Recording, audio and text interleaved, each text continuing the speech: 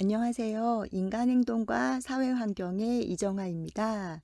네, 이제 9장 10주차 수업을 시작하도록 하겠습니다. 우리는 지난 시간에 태내기와 영아기에 대해서 같이 공부를 했었죠. 이제 이번 시간부터는 유아기와 아동기예요. 어, PPT 슬라이드 수는 많지 않은데 조금 내용이 길어서 첫 시간으로 이 시간은 유아기의 발달에 대해서 같이 공부를 할 거고요. 두 번째 시간에는 아동기와 또 사회복지 실천에서의 관심 영역에 대해서 공부를 하는 것으로 10주차 수업을 진행하려고 합니다. 네, 그러면 첫 번째 시간으로 유아기의 발달에 대해서 같이 공부를 해보도록 하겠습니다. 이제 우리는 뱃속에 있는 아이부터 출생한 아이를 영아기라고 이야기를 했죠. 우리가 보통 영아는 3세까지라고 이야기를 하는데요. 이제 한국은 뭐 태어나자마자부터 1살이기 때문에 말이 3살이지 두 돌까지를 영아기라고 하고요. 유아기는 만 2세부터 만 6세까지. 그 얘기는 만 2세, 두 돌 이후부터 만 6세, 6돌, 그러니까 72개월. 그러니까 한국 나이로 거의 뭐 7살, 초등학교 입학하기 전까지를 우리는 유아기라고 합니다. 어린 아이가 이제 갓난 아기가 태어나게 되면은 머리가 크고 거의 제가 4등신의 몸이라고 말씀을 드렸죠. 근데 이제 유아기 때는 활동을 하기 때문에 두 돌이 되면 이미 걷고 뛰고 다 할 나이기 때문에 이 유아기 때는 몸이 굉장히 많이 활동량이 많아집니다. 그렇기 때문에 신체 운동도 활성화되면서 이제 어떤 위험성도 높아지죠. 행동 반경이 넓어지니까. 기일 때라든가 아장아장 걸을 때보다는 뛰어다닐 수도 있기 때문에 이제 과거에 하지 않았던 다양한 놀이들, 공을 던지면 뭐 공을 가져온다던가, 과거에는 뭐 블럭을 맞히고 공을 굴리고 이랬다면 이제는 공을 던지고 또 이때가 되면 뭐 자전거도 탈 수 있고 이렇게 행동이 범위가 넓어지고 또 많은 놀이도 할 수 있게 되겠죠. 그러다 보니까 부모와의 상호작용 혹은 또래와의 상호작용도 중요한 시기라고 할 수 있습니다. 자, 그러면 이제 유아기에는 어떠한 단계를 거치는지 지금부터 시작해 보도록 하겠습니다. 앞서 말씀드린 대로 일단은 무엇보다 눈에 띄게 발달한 것은 키와 몸무게가 꾸준히 자란다는 거예요. 해마다 뭐 1.5에서 2.5, 2, 3kg씩 늘어나고 거의 막 7cm 이렇게 돼서 5세 무렵이 되면은 키가 2배가 된대요. 출생할 때의 키. 제가 거의 50cm라고 말씀을 드렸죠. 출생 때. 거의 몸무게는 뭐 3kg, 그 정도 뭐 3. 몇 킬로 되고 키는 거의 50cm 뭐 이러는데 이제 요때가 되면 5세 무렵에는 키가 2배가 된다는 얘기는 이제 1m, 100cm가 된다는 거죠. 출생 시의 몸무게 5배. 그 얘기는 15kg, 16kg 이렇게 된다는 얘기죠. 요때가 되면은 뇌도 계속 막 성장을 하는 거예요. 그렇기 때문에 끊임없이 움직이고 뇌는 5세 때 기준으로 봤을 때의 성인 뇌의 90%, 그 얘기는 이제 거의 다 자랐다는 거죠. 다시 얘기하면 5세까지가 뇌가 가장 눈이 부시게 발달을 하는 단계이기 때문에 여러 가지 자극을 통해서 뇌를 발달시킬 수 있다는 거죠. 이때 유아기에는 다양한 활동을 할 수 있어요. 그리고 이제 끊임없이 움직이죠. 특히 남자아이들 같은 경우는 뭐 자동차 놀이, 공놀이, 또 미끄럼 타기, 그네 뭐 이렇게 아주 활발하게 움직이고 여자 아이들도 물론 뭐 앉아가지고 뭐 소꿉놀이, 뭐 인형놀이도 하기도 하지만 신체 활동도 달리기도 할 수 있고요. 이때가 되면은 자신의 운동 능력을 시험해 보기도 한다고 얘기해요. 그렇기 때문에 건강한 유아라면은 요때가 되면 점점 이제 팔다리가 길어져서 처음에는 4등신이었던 몸이 이제 막 5등신, 6등신까지도 가게 되는 거죠. 유아기의 뇌가 급격히 발달을 하면 적극적인 탐색을 통해서 시냅스가 급속도로 만들어진다고 이야기를 합니다. 신경 전달을 할 수 있는 통로가 되는 거죠. 이때가 되면은 일생 중에서 뇌에 있는 신경회로가 가장 활발한 때라고 해요. 이때가 스펀지와 같은 시기. 어떻게 보면은 영아기 때는 신체 발달이 아직 미성숙한 시기여서 눈으로 보이는 거, 귀로 듣는 거, 이런 게 굉장히 중요한 시기예요. 본능적으로. 하지만 유아기가 되면은 내가 그걸 찾아갈 수 있다는 거죠. 내가 스스로 움직이면 어, 뇌가, 뇌가 움직이기 시작하면서 활동량이 많아지고, 또 이제 이때가 되면은, 과거 영아기 때는 자기 위주의 그런 사고였어요. 그런데 이제 이때가 되면은, 아, 나 말고 상대의, 아, 친구가 옆에 있네? 친구랑 같이 해야지라는 것을 이때 알 수 있다는 거예요. 하지만 이때라고 해서 남을 배려하고 이런 거는 아직, 네, 완전하게 발달되는 시기는 아니라는 거죠. 유아기에는 운동 발달이 빠르게 진행되지만 자기 중심적 경향으로 인해 위험 상황을 판단하거나 결과를 예측하는 능력이 부족해서 사고를 당하는 경우가 발생하기도 쉽다는 거예요.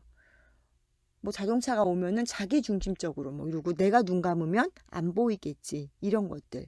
아직 그것을 전체적으로 본다거나 상대의 입장을 내가 이렇게 하면은 상대는 보이지 않을 거야, 이걸 할 수 없다는 거예요. 만 3, 4세 이때가 되면은 세돌 네돌이죠. 이때는 팔을 흔들면서 걷는 거, 발을 번갈아서 계단을 올라갈 때에 오른발 한 발 올라가고 왼발 갖다 대고, 오른발 하나 올라가고 왼발 갖다 대고, 계단 하나에 발 딛고 이렇게 두 발씩 모아 올라가는데, 이제 요때가 되면 세돌 네돌이 지나면 하나씩 번갈아 가면서 오른발 왼발 오른발 왼발 이게 된다는 거예요. 정말 많이 이제 발달을 하는 거죠. 또 빠르게 달리기, 달리다가 멈추는 거. 간혹 가다가 이제 두 돌도 안 된 친구들 보면은 이게 달리다가 멈추는 게 안 돼가지고 방향을 바꾸거나 이게 안 되는 친구들이 있어요. 하지만 세 돌과 네 돌이 되게 되면은, 그러니까 4세, 5세가 되는 거죠. 요때가 되면은 달리다가 멈추거나 혹은 빠르게 달리거나 느리게 달리거나 이런 것들도 할 수 있고, 사다리, 뭐 정글짐, 그러니까 놀이터에서 놀 수 있는 때가 되는 거예요. 그래서 보통 요때가 되면은 놀이터에서 그냥 아이들끼리 놀죠. 보통 막 두 돌, 그다음에 그냥 돌, 12개월, 24개월 요때까지는 엄마나 아빠 누가 같이 나와서 놀이터에서 같이 노는데, 5살, 6살이 되면은 아이가 이제는 혼자 놀 수 있는 거예요. 하지만 아까도 말씀드렸듯이 자기 중심적인 경향이 강해서 그냥 할 수 있을 것 같아요. 본인이. 조절이 가능할 것 같고 이러기 때문에 사고를 당하는 경우가 많아서 요때 이제 행동 반경도 넓어지고, 자기가 뭔가를 한다는 것에 어떤 우쭐해서 뭐 어디가 부러지거나 탈골되거나 또 뭐 찰과상을 입거나 이런 다치는 경우가 굉장히 많아요. 특히나 뭐 욕실에서도 막 이렇게 다치고, 대부분 다 요때 이제 이루어지는 그런 단계라고 할 수 있습니다. 이때가 되면 소근육도 이제 발달을 합니다. 3세경에, 여기서 말하는 3세, 4세는 만 나이를 이야기하는 거예요. 그러니까 3세는 그냥 나이로 3살이 아니라 세돌이 지난 시기. 그러니까 5살을 얘기하는 거죠. 4살이거나 5살. 요때가 되면은 눈과 손에 이제 협응력이 생겨요. 숟가락을 쥐거나 뭐 색연필을 쥐거나 혹은 간단하게 뭐 10피스짜리 이런 퍼즐도 맞힐 수 있어요. 4세가 되면 혼자 옷을 입고 벗을 수 있죠. 하지만 앞뒤가 바뀐다던가 뭐 이런 것들, 혹은 뭐 단추를 첫 단추부터 잘못 잠근다던가 막 하려고 이제 애를 쓸 때예요. 요때가. 뭐 양치질도 이제 혼자 할 수 있지만 잘하지는 못하죠. 엉터리를 와도 혼자 이렇게 할 수 있고, 또 신발을 이렇게 나란히 뭐 놓고 신고 이런 것도 할 수 있지만 이제 실수가 잦을 때입니다. 이 시기에 인지 발달은 어떻게 되는지 한번 볼게요. 지금 계속 얘기하지만 자기 중심적이라고 말씀을 드렸죠. 삐아제가 말하는 인지 발달 단계에서 요 시기 유아기는 전조작기예요. 이때 전조작기는 뭐냐? 상징적 기능이라든가 추론이 이제 보이기 시작하면서 언어라든가 그림이라든가 뭐 다양한 그림 기호를 쓸 수 있다는 거예요. 이상한 거 그려놓고 코끼리예요, 이렇게 말을 한다던가 뭐 사람이에요, 이런 것들. 실제 상황이나 사물을 가상적인 상황이나 사물로 상징할 수 있는 상징놀이도 할 수 있고요. 이런 것들. 전조작기에는 상징화가 특징인 거죠. 추론도 할 수는 있지만 아직 그렇게 체계적인 그런 거는 할 수 없을 때입니다. 또 이제 어떠한 상황에 한쪽에만 그냥 고정이 되어서 자기 중심적이 강할 수 있다는 거예요. 타인의 감정 이런 건 이해 못하는 거죠. 그러다 보니까 뭐 놀이를 하다가 싸우기도 하고, 그네를 타다가 내가 한 번 타고 친구가 한 번 타기로 했는데 나만 계속 타는 거예요. 이제 그러면 어른들은 이야기하죠. 너만 타면 이 친구가 얼마나 기분이 나쁘겠어. 이해 못해요. 이때는 자기중심적이기 때문에 어른들은 어른들의 어떤 관점에서 보고서 너가 혼자 이렇게 하면 친구가 기분 나쁠 거야 라고 이야기를 해주시지만, 아이들은 잘때 이해를 하지 못합니다. 타인의 감정 이런 거 이해 못하고요. 내가 이렇게 했을 때 우리 엄마가 속상할 거야까지는 네, 잘 몰라요. 내 자신의 세계와 타인의 세계를 구분할 수도 없습니다. 자기 중심적. 대화할 때 듣는 사람을 고려한 내용으로 이어가지 않고 자기가 하고 싶은 말만. 그러다 보니까 말이 이어지지가 않아요. 이 말 하다가 저 말 하다가 뭐 이런 것들. 두 번째는 무랄론이에요. 무생물도 생명이 있는 것으로 존재를 하죠. 특히나 그냥 생명이 있는 게 아니라 말을 할 수 있다고 생각하고 대화를 해요. 뭐 예를 들면은 밥을 떠가지고 이렇게 숟가락으로 떠서 장난감한테 이렇게 주는 친구도 봤어요. 어떻게 보면 굉장히 순수하죠. 저는 참 그런 모습 보면서 이렇게 아이들이 순수하구나 이런 것들. 구름, 해, 달, 시계, 자동차 같은 무생물 여기도 모두 움직이기 때문에 살아있다라고 믿는 거예요. 또 감정이 있다고 느끼는 거죠. 그래서 밥도 먹어야 되는 거고 잠도 자야 되는 거죠. 달은 언제 밥 먹어요? 이런 걸 물어보기도 하거든요. 자, 그 다음은 중심화입니다. 여러 요소들이 관련되어 있는데도 불구하고 물체의 어떤 한 요소에만 집중을 하는 거예요. 뭐 하나만 바라보는 거죠. 예를 들면은 밥그릇에 있던 물을 컵에다가 이렇게 담았어요. 그랬더니 뭐 넓은 밥그릇에 있던 이렇게 넓게 퍼져 있던 물이 컵에다가 담아오면 길게 올라가잖아요. 근데 이게 같은 양이구나라는 보존 개념이 없다는 거예요. 길게 올라갔으니까 이 물이 더 훨씬 많을 거라고 생각을 하는 거죠. 예. 중심화, 한 요소에만. 이런 어떤 액체 같은 거는 이렇게 그릇이 달라지면은 그 모양이 변하는구나. 여기까지 볼 수 없다는 거예요. 마지막은 실제론입니다. 마음속에 생각한 것이 현실에 존재한다고 믿는 거예요. 그래서 왜 꿈을 꾸고 나면 막 울기도 하고 많이 그러잖아요. 실제로 무서운 꿈을 꾸고 나면은, 물론 어른들도 무서운 꿈을 꾸고 나면 하루 종일 기분이 안 좋고 뭐 그럴 때도 있지만, 우리 유아들은 이렇게 무서운 꿈을 꾸면 그 일이 실제 상황에서 나타날 것처럼 아는 거죠. 동화책에서 마귀 할멈이 나왔다. 그럼 그 마귀 할멈이 잡으러 올 수도 있다.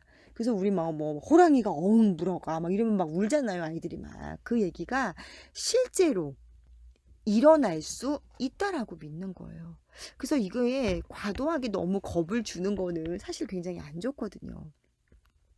유아기에는 이제 아동기에 비해서 과제에 집중하는 시간이 짧아요. 그래서 보통 우리가 초등학생들은 뭐 45분 뭐 이렇게 앉아 있잖아요. 40분? 40분 학교에 이렇게 앉아 있는데, 이때 유아기는 30분, 20분도 굉장히 힘든 시간이거든요. 무언가를 하기 위해서는 거기서 이렇게 집중을 하고서 일단은 뭐 앉아가지고 집중하는 게 굉장히 중요한데, 나이가 이제 자라면서 집중할 수 있는 시간도 길어지고 참을성도 생기는데, 이제 이때 유아들은 가만히 있지를 못해요. 5분도 가만히 있지를 못하는 상황이니까.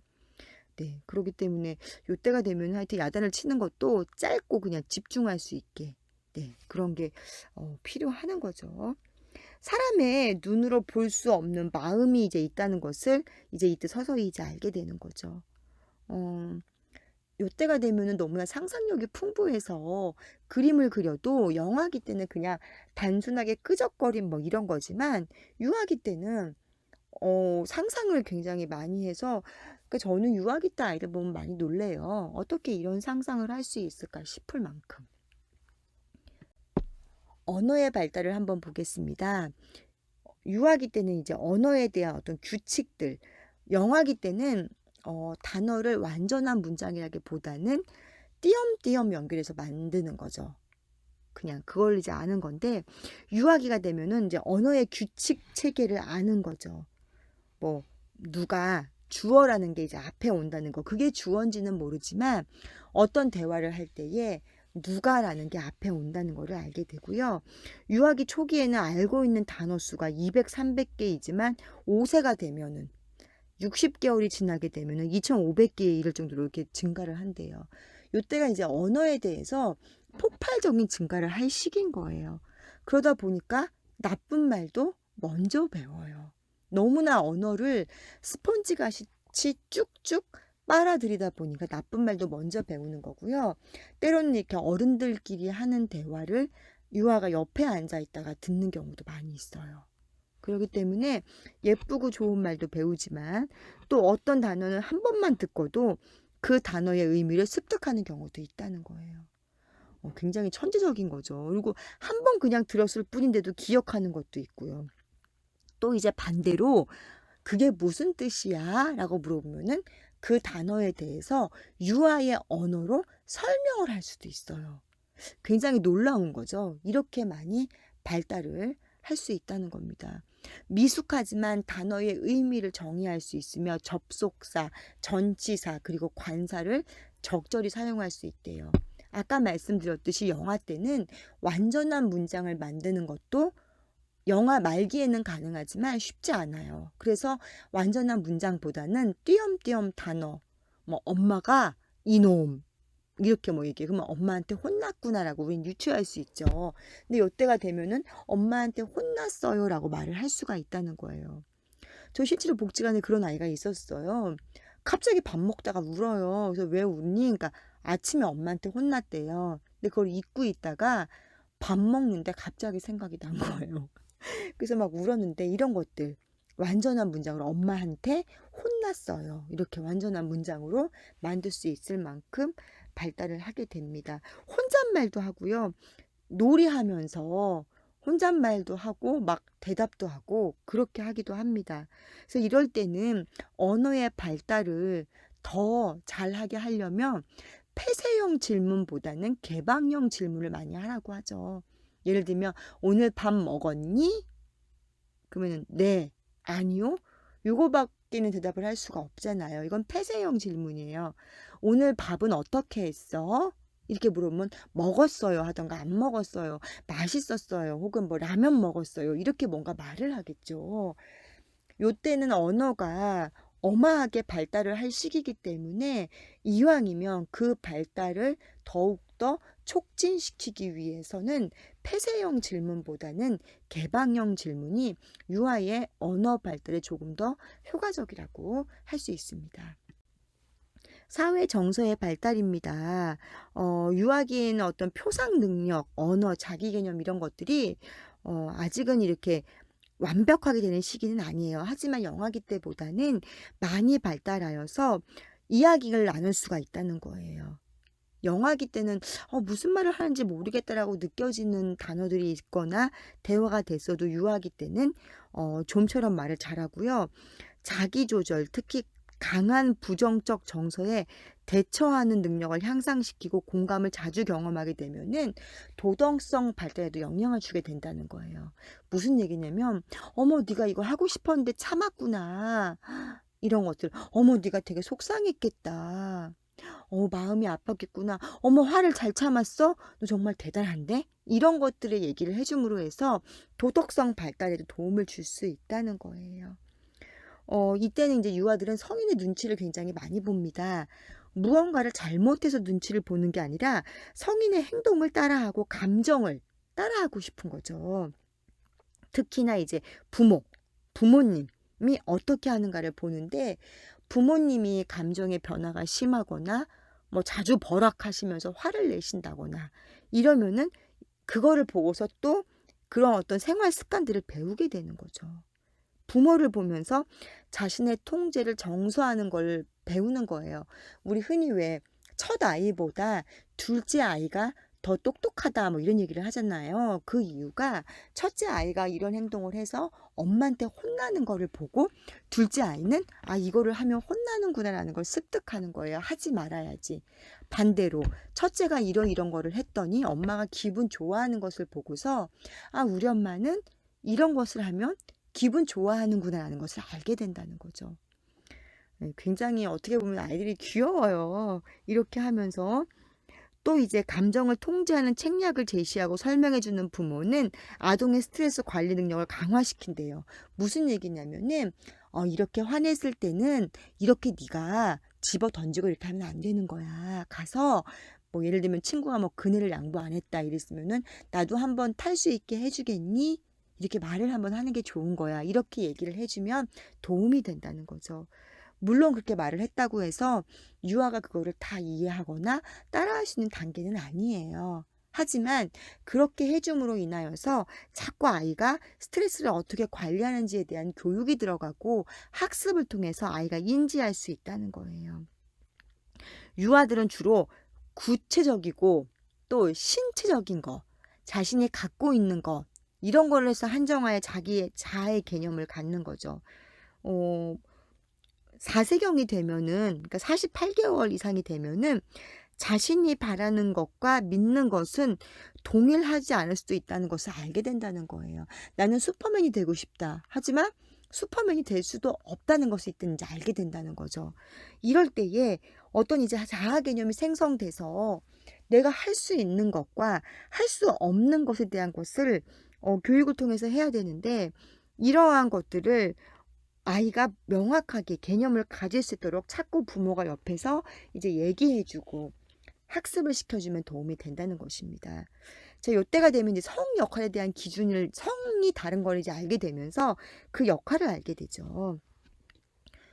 뭐 요즘에도 그런 데가 있는지 모르겠지만 과거에만 하더라도 당연히 밥은 엄마가 하는 거고 아빠가 밥하면 돼요, 안 돼요? 안 돼요. 이런 친구 있어요.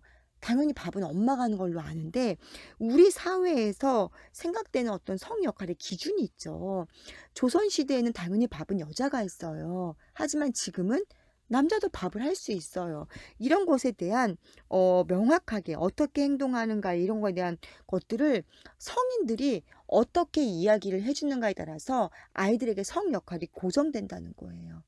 흔히 이제 어르신들이 하실 수 있는 실수가 뭐냐? 남자가 울면 돼?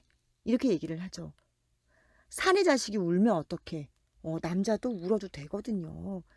눈물을 흘리는 것이 카타르시스를 경험하게 하고 정신 건강에 굉장히 좋은 건데 우리 사회는 남자가 우는 것을 부끄럽고 창피하고 수치스러운 것을 여기는 경향들이 있어요. 그렇기 때문에 이런 것들을 그대로 성인이 유아에게 알려주게 되면은 고정된 그 선입견을 갖는다는 거예요. 남자는 울면 안 되는 거야. 남자가 주방 들어가면 안 되는 거야. 남자가 집안일을 하면 안 되는 거야. 이렇게 갖게 된다는 거죠. 그렇기 때문에 성 역할에 대한 양성성, 남성이 하는 일과 여성이 하는 일을 모두 다 할 수 있다. 때에 따라서는 특히나 요즘같이 맞벌이를 많이 하고 남자 여자 모두 다 생계 부양을 하고 있을 때는 남자가 일 가정 양립에 의거하여서 집안일도 도와야 되고 이런 것들을 네, 우리는 그 양성성의 입장에서 말을 해줘야 되는 거고요. 또 이러한 양성성에 대한 개념을 갖고 있는 유아는 유연하고 유능하고 심리적으로 건강하고 또래한테 인기도 많으며 더 적응을 잘했다라는 연구 결과가 있어요. 그 얘기는 반대로 하게 되면은 성인들에 의해서 남녀 간의 역할에 고정관념을 갖게 되면은 또래에 적응도 잘 못하고 유연성도 없으며 인기가 없는 아이가 될 수 있다는 거죠. 그래서 우리 왜 소꿉놀이 하면은 여자아이가 밥을 차리고 남자아이는 가만히 있다가 먹는 네, 이런 것들은 별로 의미가 없다는 거죠. 가장 중요한 것은 이러한 성 역할은 말로 백날 설명하는 것보다 아빠가 가사 분담에 참여하는 것들 함께 하는 거, 아빠도 요리할 수 있는 거, 뭐 일주일에 하루는 아빠가 요리를 해주는 이런 경우도 필요합니다. 이것들이 유아에게 올바른 성 역할의 기준이 되고 가치관과 행동 양식을 심어줄 수 있다는 것입니다. 놀이에 대한 부분이에요. 유아기 때는 놀이 환경